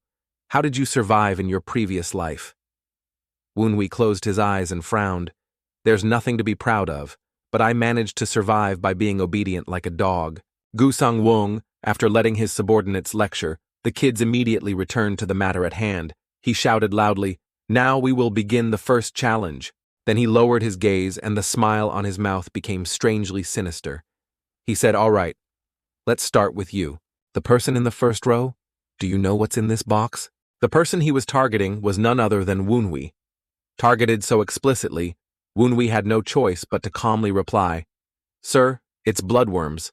Gu Sang-wung heard that and smiled contentedly. "Oh ho ho, very good. Now explain to these people what bloodworms are." Wu Hui opened his eyes and replied, "Bloodworms are a type of poisonous parasite. They are implanted in the chests of disciples or soldiers to make them loyal to their master. Every 24 hours they have to take medicine. If they don't, the bloodworms will wreak havoc in their chests." Song Juabaek, from beginning to end, watched Wu Hui's erudite reply without moving his eyes. When he finished answering, he said with a surprised look, "I can't believe you know all this." Gu Sang-wung praised him. "You are absolutely right, truly worthy of being a descendant of the blood cult." Song Juabaek immediately startled. He looked at Wu Hui beside him in shock, unable to help. "But curse you, bastard, so you're a spy for the blood cult." Sodom, however, supported his words. "Oh, you're right in the past. He really was a blood cult spy, and he will once again become a blood cult disciple." Wu Hui gritted his teeth to avoid striking. He reminded her, "Don't you dare provoke me. It's really troublesome to deal with this mess." Gu Sang-wung at this moment continued. He still talked to him, putting his hand into the box containing the disgusting insects and saying, "All right, I will give you an opportunity to show your loyalty to the blood sect. I will make you a hero by implanting the bloodworm before the others." Everyone below collectively looked at Wu Hui. Some whispered, "If he doesn't do it, he'll be killed." Wu Hui's face darkened. He thought there's no other way. I've become the center of attention. I have no choice. I must live even if I have to swallow the bloodworm. With that, Wu Hui clasped his hands and thanked those in front of him. "Thank you for letting me receive the bloodworm first." Then Wu Hui stepped onto the platform. He was not at all afraid and even dared to say, "Sir, may I please have some water to swallow them?" From a distance, the 5 leaders crossed their arms and looked at him. He casually said, "The commander seems to like him, although that doesn't say whether he's a member of the blood sect or not. The truth will soon be revealed. Everything has been carefully calculated." "Wu Hui, do you really expect this?" On this side, Wu Hui really swallowed that disgusting thing after he was done. He politely bowed and said, "Long live the blood demon and the blood cult. Thank you for this opportunity." Gu Sang-wung smiled truly, a descendant of the blood cult. Then he turned down and said to the crowd, "You've all witnessed it, haven't you? Now each of you shall in turn receive the bloodworm." Wu Hui turned back to his original position. This thing was truly dangerous. As soon as he swallowed it, he felt discomfort in his chest. Sodom was very worried about him. She fretted, "What are you going to do since you've swallowed the bloodworm? You'll only live for another 10 years. Wu Hui gripped his clothes tightly, struggling to say, "I have a feeling the poison will spread in half a month." Unexpectedly, as soon as he finished speaking, a pain like roots digging into Wu Hui's internal organs pierced him, a searing pain, as if a knife was wriggling wildly in his chest. The young man couldn't help but let out a soft groan, and crumpled Sodom beside him asked in alarm, "Are you okay?" Woonhui. Woonhui tried to force out words. "My chest hurts so much it's hot like fire. I feel like I'm being burned from the inside out." Sodom worriedly said, "What happened to your chest?" Woonhui also didn't know. "I don't know. The pain changes every moment. The place that hurts must be where the bloodworm is. Bloodworms will never cause trouble without a reason while struggling with the pain." Woonhui inadvertently glimpsed a familiar figure standing in the distance looking at him. As soon as he saw him, his mind was filled with suspicion. The captain, he definitely did something. The pain grew heavier by the moment. In a flash, it had transformed from a pea to a mountain, pressing down on Woonhui's body, crushing him, forcing him to his knees. Gu Song Wung saw this from afar and couldn't help but be surprised. He said loudly, "What's wrong?" Woonhui finally fell to the ground in this critical situation. Suddenly, the 5 leaders stepped in front of him. The person said from above, "Is it because of the bloodworm in your chest? To live up to the name of a descendant of the blood cult, this is just a small welcoming ritual for you, lol." Woonhui's face darkened, almost completely, drained of blood. He struggled to look at the man with angry eyes, secretly cursing, "You bastard. What did you do to the bloodworm in my body?" Woonhui lay slumped on the ground. The 5 leaders looked down at him and humorously said, "It seems the bloodworm is having a rough time." He sneered at someone who claimed to be a successor of the blood cult, but was in such agony right at the initiation ceremony. Haha. Woonhui shivered from the pain. He frowned and thought, "Damn it, what did he do to the bloodworm to make me suffer like this, you scumbag?" Gu Song Wung asked the 5 leaders what's wrong, what happened to that new disciple. He replied, "Everything's fine, Commander." He calmly explained, "It's just that the bloodworm was a bit agitated when he swallowed it. The pain made his whole body tremble. He thought lies as if this is the first time I've swallowed it." The 5 leaders touched his shoulder and ordered, "Turn around, I will use internal energy to suppress the bloodworm." He was surprised. Why would you?" He frowned. "Do you think I want to? The other new disciples are waiting for you," he shouted. "Turn around now." Woonhui was confused. What? So it's not the 5 leaders? He suddenly noticed something unusual. The pain was moving downwards as if he quickly shouted, "Wait a minute, I'm fine. No need to do that." He was annoyed. "What are you babbling about again? Turn around, rookie. If you get hit, you'll suffer internal injuries." He focused his internal energy into his left hand and shouted, "Focus your energy on your dantian," he thought in panic. "No, this feeling, this pain." His face turned pale. "It's definitely it. I have to stop him," he stammered. "Commander, stop." He unexpectedly released a loud fart. The 5 leaders froze. He was stunned, the air thick with an indescribable smell. He blushed to the tips of his ears and stammered, "I told you I'm fine." The next part of the journey was filled with incessant laughter. Sodom the short sword laughed hysterically and asked, "How did you manage to fart in that situation?" He was annoyed. "How long are you going to keep teasing me?" She flew behind him, holding her stomach, laughing loudly. "The more I think about it, the funnier it gets. When I first arrived, I was a bit bored, luckily thanks to you." He glared at her, his face red. "All right, stop talking. I've suffered enough." She wiped her tears and happily asked, "Suffered what?" "Because of that fart earlier. LOL. He touched his chest. "Teask. It's not about the bloodworm." He mused. "The pain has completely disappeared, and that strange feeling in my chest too. Now I feel much more comfortable." Song Woo Jun spoke up and asked, "Hey, blood cult spy, where are we going now?" He glanced at him and calmly replied, "Spy, you idiot. I don't know everything." Sodom the sword wondered, did he forget that he also swallowed a bloodworm to save his life? He shouted loudly, "How could you betray your friends back home? Do you want to show off and gain merit with them, you scumbag?" He coldly replied, "What nonsense. What would I gain by showing off to the blood cult?" The 5 leaders spoke up, everyone attention. Both turned to look at him. He continued to announce, "Now we will proceed with sorting no noise or unauthorized actions. Listen carefully." Sodom rubbed her chin. "It's him again." He was surprised. "In my previous life, this was done by a different commander. Could this be because of the event earlier?" He pointed and said, "The task is very simple. Do you see the passage behind me? Inside it's dark and the rock walls are jagged." He instructed, "In each passage, there is an instructor. Each person will go in and be tested by them." He showed everyone 3 rank tokens. When the test is complete, you will be given a high, mid, or low rank token based on the instructor's assessment. Try your best to achieve the best results. His voice deepened because our sect highly values strength. Look closely. He showed everyone his belt. Do you see my belt? Disciples wearing blue belts are high-level disciples. His voice filled with pride. High-level disciples who have made outstanding contributions and abilities will be granted the grace of having the bloodworms removed from their bodies, strive to contribute and serve the blood cult. You will be duly rewarded. The crowd stirred. Everyone became excited. Remove bloodworms from the body song. Wu Jun mumbled.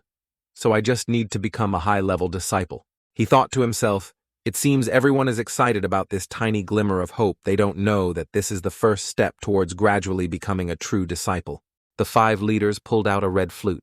He coldly said, I told you not to make noise. He froze, thinking in alarm, that is. He began to play the flute. He quickly covered his ears. Song Wu Jun asked in confusion. What's wrong with you again? He advised him to follow. He curiously asked, why are you suddenly covering your ears? Although the flute sound is a bit loud, it's not that bad. Suddenly his face turned pale. Oh no! Everyone groaned and screamed in pain. Sodom? The sword worriedly asked him. Wunhui, are you okay? Why did everyone suddenly become so strange? He panted, that flute sound will stimulate the bloodworms. They will go crazy and start wreaking havoc. He touched his chest and wondered.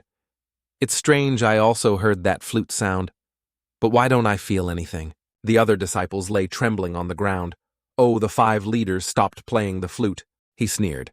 I only told you about becoming a high-level disciple because it's a procedure, but how many of you can truly reach that level? At most, only about 2 or 3. The rest can rest assured and live with the bloodworms for the rest of their lives. Song Wu Jun panted. Damn it. How can I live my whole life with this thing? The 5 leaders shouted, how long are you going to lie there? Everyone stand up. When he saw everyone scrambling up, he was satisfied.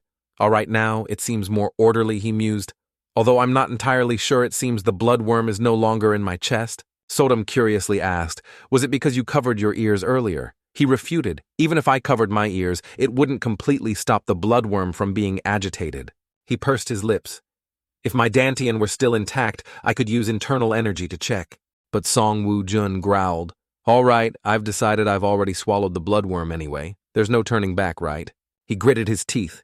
Because your dantian is destroyed, no matter how hard you try, my martial arts will surpass yours. I will strive to become a high-level disciple, remove the bloodworm, and avenge myself on you. Later, he thought. What is this bastard babbling about all of a sudden? The 5 leaders sternly said, now I will call names. When he saw someone raise their hand, he asked what's wrong. Song Wu Jun shouted loudly, sir, I want to go first. Sodom, the sword whispered.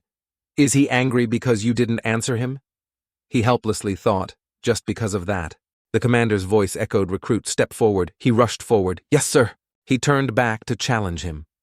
Open your eyes and watch Wunhui. I will prove that even without your help, I am still completely superior to you. Suddenly he received a cold punch to the face. He was sent flying and fell heavily to the ground. Ugh! The 5 leaders irritably said, are you deaf from the beginning? I told you not to act on your own. Don't step out of line without permission. You are just a recruit. Just listen and follow orders. He raised his voice, and remember to respond when your superior gives you a task. He looked at Wu Jun lying prostrate on the ground. That idiot. The disciples quickly replied, understood.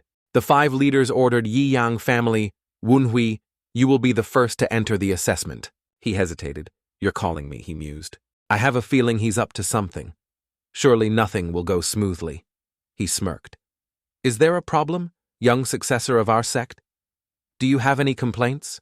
He bowed respectfully and replied, no, sir, I wouldn't dare. I just wanted to thank you for your consideration. He secretly thought this life is probably going to be exhausting too. He walked inside. He continued to order the remaining recruits. Line up, you will enter in turns. He looked around and mused. I can't believe I have to go through the assessment again. It truly brings back memories.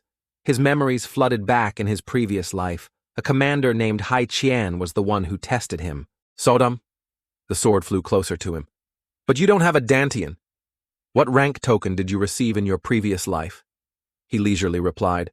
Of course it was the low rank. He slowly recounted low-rank disciples would have to do miscellaneous work and were often sacrificed. She puffed out her cheeks. Your previous life was quite hard too. A voice suddenly rang out. You are Woonhui from Lulang County. He secretly thought this voice is. Good, I'm prepared for this. Although he looks younger, he's definitely someone I knew in my previous life. She curiously asked, do you know him? He immediately replied, yes. Very well indeed. He smiled. He was my direct superior in my previous life. Sodom was surprised your superior in your previous life. She eagerly asked, and in your previous life, which sect did you belong to? You said you had to move luggage. He threw up his hands. It was the Blood Wolf Corps. The Blood Wolf Corps. She anxiously inquired. Blood Wolf Corps. So he's the commander of the Blood Wolf Corps. He clenched his fist. Yes, that's the name I told Du Jang Ho. He looked at him. Commander of the Blood Wolf Corps, old man Tin Kao. He coldly asked, why aren't you answering me? He glanced at him and asked, are you Woonhui from Lulang County? He thought the 5 leaders are cunning, but it won't work. I was able to fool the 4th Blood Star, Du Jang Ho, whom I just met for the first time. He confidently mused. So what is this to Commander Old Bastard whom I already knew in my previous life? Watch this. He clasped his hands in greeting. Yes, I am Woonhui, from Yi Yang family, commander of the Blood Wolf Corps. I have heard much about you from my maternal grandfather. He drew his sword and coldly said complete lies. Sodom was surprised what? He was also startled by that reaction. He continued. You said your maternal grandfather was once a member of the Blood Wolf Corps. He questioned in the records of the Blood Wolf Corps members. There's no one matching your maternal grandfather's information. Who are you? Woonhui was stunned. He froze, unable to react or dodge. Old Bastard lunged forward, his hand tightly gripping his neck. Woonhui cried out in pain, ugh! His eyes were filled with murderous intent. He coldly warned, you are playing with death. You said your maternal grandfather served under my father. His face turned purple. He tried to pry his hand off his neck and shouted loudly, I, the commander, have been trained in the Blood Wolf team since its inception. I remember the faces of all my father's subordinates. Sodom flustered. He's exposed, you can. You deal with him yourself. Get me out of here quickly. He painfully thought, if I take you out, the situation will only get worse. I need to use reason now. He was about to deliver another uppercut. She cried out, Woonhui, watch out below. Thanks to her reminder, he managed to dodge that treacherous attack in time. He hastily summoned Sodom the sword to block. He exerted himself, thinking, my hip feels like it's about to break. Can a person be this fast? He threw a powerful kick to his chest. He mused, if only I could lure him into listening then. He gritted his teeth worriedly, thinking, damn it, I can't hold out much longer. He flew backward, crashing hard against the rock wall. Blood splattered from his mouth. Sodom quickly reminded him, Woonhui, you need to focus. His whole body trembled.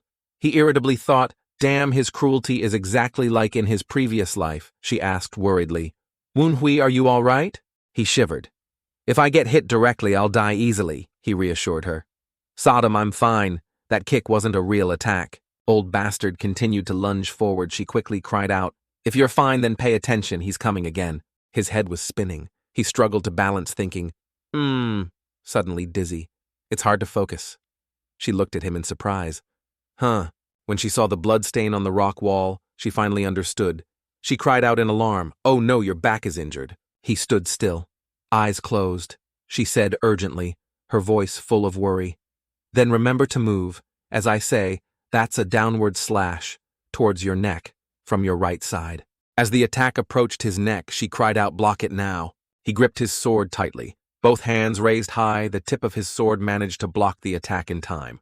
He calmly watched him fall to the ground. His sword was thrown far away. He trembled, struggling to sit up. He was surprised that he could still move. He thought tensely, damn it, I almost died, thanks, Sodom. He suddenly startled. Oh no, she flew off somewhere. The corner of his eye caught something strange, making him suddenly look in that direction. Old Bastard stepped forward and stomped heavily on his chest, making him cry out in pain. He pressed the sword close to his throat and coldly ordered, answer me. Who did you hear about me from? He smiled secretly, thinking, thank goodness he stopped to interrogate me. I must seize this opportunity, he painstakingly whispered. Commander, don't you want to find your little sister? A cold voice rang out. Little sister, it seems you've gathered quite a bit of information about me. He exerted pressure, stomping harder on him, his voice filled with cruelty. But you're mistaken, because my only little sister is no longer in this world. He hastily shouted, Lady Sewa is still alive on the day your father was murdered. She was kidnapped. He froze, then exclaimed what he quickly continued the corpse at the scene. Why do you think only Lady Sewa's corpse was burned by fire? His voice was firm. The corpse is fake. Your little sister is truly still alive. If you want to know more, you'll have to make a deal with me. He stood still, his eyes sharp as if wanting to pierce through him. He suddenly spoke. You even know her name? The sword was slowly lifted, then suddenly plunged forcefully into the ground. It was only a very small distance from his face, he said in a deep voice. It seems you're not lying. He struggled to sit up. He slowly said, all right, let's assume I was tricked. Tell me everything. You know. Old bastard frowned after hearing that I will decide where Sewa is now. He rubbed his chest and said with difficulty at the Flower Moon Merchant Group. His face darkened. He coldly asked again, Flower Moon Merchant Group.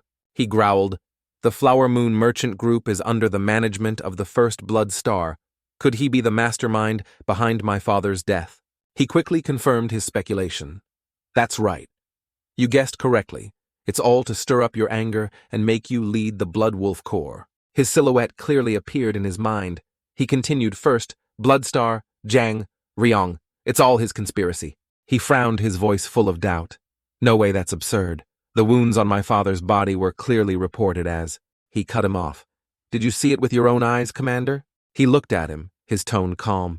The collection and examination of your father's corpse were all handled by the people of the Flower Moon Merchant Group and clan head Moon Lake Wright.